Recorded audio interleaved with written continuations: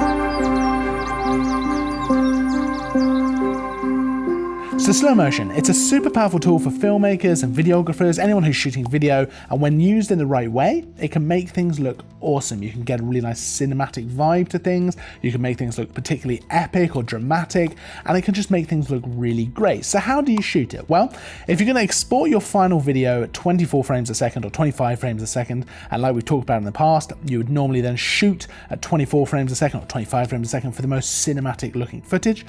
In order to get slow motion footage, you actually want to be shooting at a higher frame rate. So whether that be 50, 60, or 100, 120 frames a second, because then when you play it back at the slower frame rate, it's going to be in slow motion. So for example, if you're exporting at 25 frames a second, we'll say, because maths is easier that way. So if you're exporting at 25 frames a second and you shoot your footage at 50 frames per second, when you play it back at the 25 frames per second, it's going to be going at half speed. So it's going to be in slow motion. Similarly, if you shoot at 100 frames per second, it's going to be at quarter speed when you play it back at 25 frames a second. So it's going to be going with 4 times slow motion. So different cameras will shoot at different frame rates, and all you really need to do is go into the menus on your camera and find the video settings and then find the frame rate. And most cameras will shoot at least 50 or 60 frames a second now for Full HD 1080p, but some of them will shoot 4K at that as well, and some of them will do Full HD at up to 120 frames per second. So I shoot almost all of my B-roll at 120 frames a second because then I've got the option to slow it down. It looks super good slowed down. I really like the look of it, and it gives me those options in post.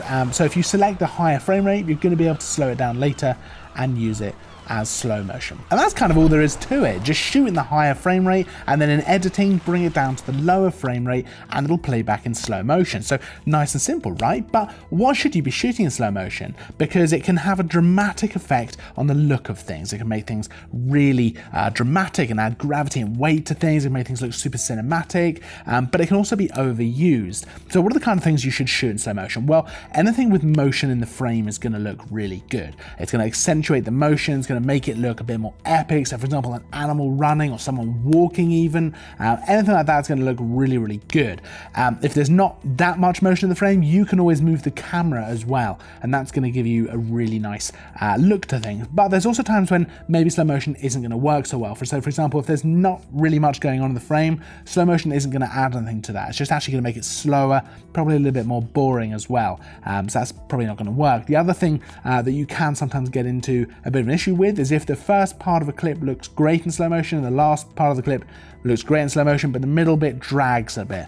That can cause a bit of an issue as well. But there are ways around that. Obviously, you could just cut, but there's also something called speed ramping, which we'll go into as well in a future video. But it essentially just gets you through that boring bit, so you've just got the 2 bits of the clip which look really good.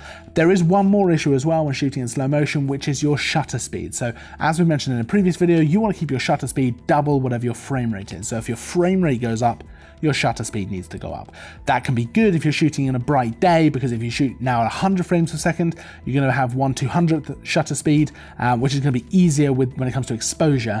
But if you're shooting in lower light conditions around sunset or just after, it can cause some slight issues because you need to bump that shutter speed up to something like 1/200th or 1/100th if you're shooting 50 frames a second or something like that, and it can cause a little bit of an issue if you haven't got much light to play with. So that's worth keeping an eye on. So that's our quick guide to shooting slow motion, how to shoot it, what to shoot, how to edit it as well. I hope you found that helpful. If you have any questions, pop them down in the comments below. Make sure to subscribe, hit the like button. I'll see you in the next video, and as always, thanks for watching.